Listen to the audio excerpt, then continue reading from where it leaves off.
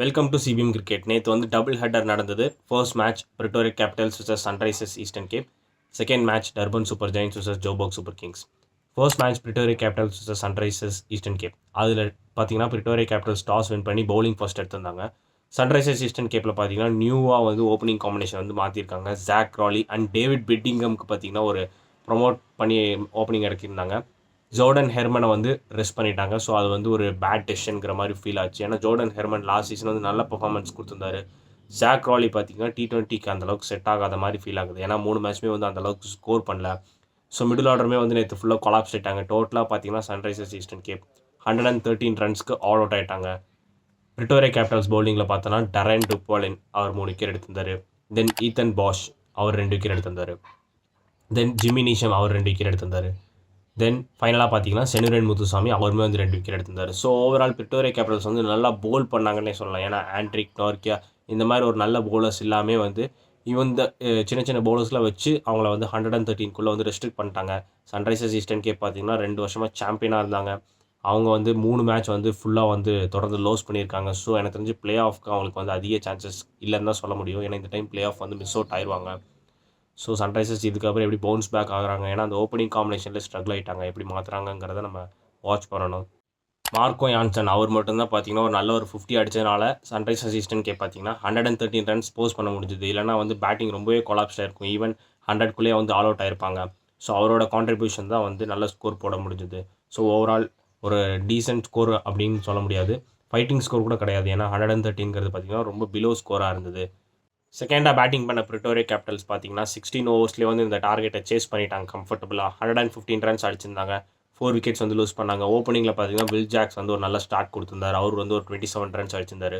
நான் ப்ரீவியஸ் வீடியோலேயே சொன்ன மாதிரி இந்த பிரிட்டோரியா கேபிட்டல்ஸில் பார்த்தீங்கன்னா கொஞ்சம் அந்த மிடில் ஆர்டர் வந்து டெஸ்ட் பண்ணணும். ஏன்னா மிடில் ஆர்டர் வந்து அந்தளவுக்கு இன்னும் யாரும் பெர்ஃபார்ம் பண்ணலை. நேற்று நடந்த மேட்ச்சில் பார்த்தீங்கன்னா மார்க்கஸ் ஆக்கர்மேன் அவர் வந்து ஒரு நல்ல ஒரு 39 ரன்ஸ் அடிச்சிருந்தார். ஒரு நல்ல லெஃப்ட் ஹேண்டராக இருக்கார்.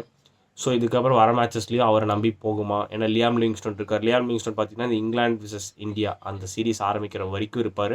ஸோ அவர் எப்போ அடுத்து என்ன மேட்ச்லாம் எப்படி பெர்ஃபார்ம் பண்ணுறாருங்கிறத நம்ம வாட்ச் பண்ணணும். ஸோ ஒரு கம்மி டோட்டல்னால அவங்களால ஈஸியாக சேஸ் பண்ண முடிஞ்சது. மேபி இதை வந்து ஒரு 170 200 கொடுத்துருந்தாங்கன்னா அப்போ அவங்க வந்து மிடில் ஆர்டரை வந்து டெஸ்ட் பண்ணியே ஆகணும். ஸோ இந்த 2 மேட்ச் வந்து ஓரளவுக்கு மேனேஜ் பண்ணிட்டாங்க ஓப்பனர்ஸை வச்சுட்டு. ஸோ இதுக்கப்புறம் வர மேட்சஸில் மிடில் ஆர்டர்ஸ் எப்படி பண்ணுறாங்கிறத நம்ம வாட்ச் பண்ணணும் பிரிட்டோரியா கேபிட்டல்ஸில். சன்ரைசர்ஸ் ஈஸ்டர்ன் கேப் பவுலிங்கில் பார்த்தோன்னா ரிச்சர்ட் கிளீசன் அவர் வந்து 2 விக்கெட் எடுத்திருந்தார். இந்த டைம் பார்த்தீங்கன்னா கிரெய்க் ஓவர்டனை வந்து கொண்டு வந்திருந்தாங்க பவுலிங்கில். அவர் பார்த்தீங்கன்னா ஒரு டீசென்ட் பர்ஃபார்மன்ஸ் கொடுத்திருந்தார். அவர் ஒரு விக்கெட் எடுத்திருந்தார். So overall Sunrisers Eastern Cape பார்த்தீங்கன்னா டிஃபெண்டிங் சாம்பியன்ஸ் 3 லாஸ். ஸோ அதுக்கப்புறம் எப்படி பவுன்ஸ் பேக் பண்ணுறாங்கிறத நம்ம பார்க்கணும். Second match Durban Super Giants vs Joburg Super Kings. இந்த மேட்ச் வந்து டர்பன் கிங்ஸ் மேடில் தான் வந்து நடந்தது. டாஸ் வின் பண்ண ஜோபோக் சூப்பர் கிங்ஸ் பார்த்தீங்கன்னா பேட்டிங் ஃபர்ஸ்ட் எடுத்திருந்தாங்க. ஏன்னா இந்த பிச்சில் வந்து பேட்டிங் ஃபர்ஸ்ட் எடுத்தது வந்து ஒரு நல்ல டிசிஷனே சொல்லலாம். ஏன்னா இந்த வந்து பிச் வந்து ஒரு மாதிரி ட்ரிக்கியாக இருக்கும். ஏன்னா வந்து நல்ல ஸ்கோர் ஒரு 160 170 அந்த ரேஞ்சில் அடித்தாலே வந்து ஒரு குட் ஸ்கோர்னே சொல்லலாம் இந்த பிச்சில். ஸோ ஓப்பனிங்கில் பார்த்தீங்கன்னா இந்த டைம் கான்வே வந்து ஒரு நல்ல ஒரு ஸ்டார்ட் கொடுத்துருந்தார். ஒரு 22 ரன்ஸ் அடிச்சிருந்தார். தென் ஒன் டவுனில் வந்து லூயிஸ் டூப்ளை அவருமே வந்து ஒரு நல்ல ஒரு சாலிட் 39 ரன்ஸ் அடிச்சிருந்தார். ஸோ அவர் பார்த்தீங்கன்னா லாஸ்ட் 2 சீசனாக வந்து கன்சிஸ்டன்ட் பர்ஃபார்மன்ஸ் காமிக்கிறார் ஜோபோக்கு. தென் மிடில் வந்து ஜானி பேஸ்டோ பார்த்தீங்கன்னா 26 ரன்ஸ் அடிச்சிருந்தார். ஃபினிஷிங்கில் பார்த்தீங்கன்னா டோனவன் ஃபெரேரா அவர் பார்த்தீங்கன்னா அவுட் ஆஃப் தி பாக்ஸ் அவர் வந்து நேற்று கிளிக் ஆனார். 26 ரன்ஸ் அடிச்சிருந்தார்.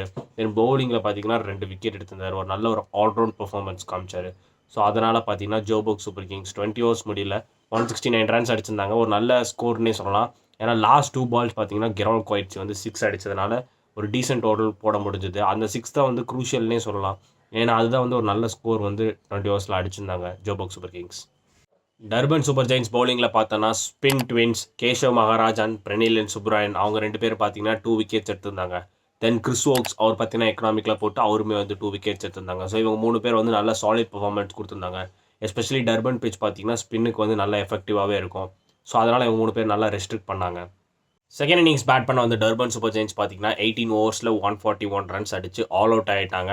ஸோ அவங்களுக்கு வந்து ஒரு லாஸ். பேட்டிங்கில் பார்த்தீங்கன்னா குவிண்டன் டிகாக் வந்து 55 ரன்ஸ் அடிச்சிருந்தார். ஒரு நல்ல ஒரு எக்ஸ்பீரியன்ஸ் காமிச்சிருந்தார். தென் மிடில் ஆர்டரில் வந்த ஹென்ரிக் கிளாசன் அவருமே பார்த்தீங்கன்னா 29 ரன்ஸ் அடிச்சிருந்தார். ஸோ இவங்க 2 பேர் தான் வந்து ஓரளவுக்கு நல்லா பேட்டிங் பண்ணாங்க. அதனால தான் பார்த்தீங்கன்னா 141க்கு ஆல் அவுட் ஆகிட்டாங்க. ஏன்னா வேறு யாருமே வந்து பேட்டிங்கில் அந்தளவுக்கு பர்ஃபார்மன்ஸ் கொடுக்கல. ஜோபோக் சூப்பர் கிங்ஸ் பவுலிங்கில் பார்த்தோன்னா அப்படி சொன்ன மாதிரி டோனவன் ஃபெரேரா ஒரு நல்ல ஒரு ஆல்ரவுண்ட் பர்ஃபார்மன்ஸ் காமிச்சிருந்தார். ஸோ அவர் 2 விக்கெட் எடுத்திருந்தார். டப்ரைஸ் ஷம்ஷி அவரும் பார்த்தீங்கன்னா 2 விக்கெட் எடுத்திருந்தார். ஃபைனலாக கெரால்ட் கொய்ட்ஸி ஃபர்ஸ்ட் இன்னிங்ஸில் பார்த்தீங்கன்னா வித் பேட் 2 6 அடிச்சிருந்தாரு. செகண்ட் இன்னிங்ஸில் பார்த்தீங்கன்னா அந்த ஃபினிஷிங்கில் வந்து 2 விக்கெட் எடுத்திருந்தாரு. ஸோ அவர் வந்து ஒரு நல்ல ஒரு ஆல்ரவுண்ட் பெர்ஃபார்மன்ஸ் கொடுத்திருந்தார் கெரால்ட் கொய்ட்ஸி. இதனால பார்த்தீங்கன்னா ஜோபர்க் சூப்பர் கிங்ஸ் அவங்களோட செகண்ட் வின் இந்த சீசனில் பண்ணியிருக்காங்க, back to back wins. So இந்த வின் அப்படியே கண்டினியூ பண்ணாங்கன்னா மேபி பிளே ஆஃப்க்கு குவாலிஃபை ஆக சான்சஸ் இருக்கும். ஏன்னா லாஸ்ட் 2 சீசனாக வந்து பிளே ஆஃப் குவாலிஃபை ஆனாங்க. ஸோ இந்த டைம் நல்லா பண்ணாங்கன்னா பிளே ஆஃப்க்கு குவாலிஃபை ஆக அதிக சான்சஸ் இருக்கலாம். Thanks for watching. Like and subscribe our channel and also follow X page and Instagram page for more cricket updates. Thank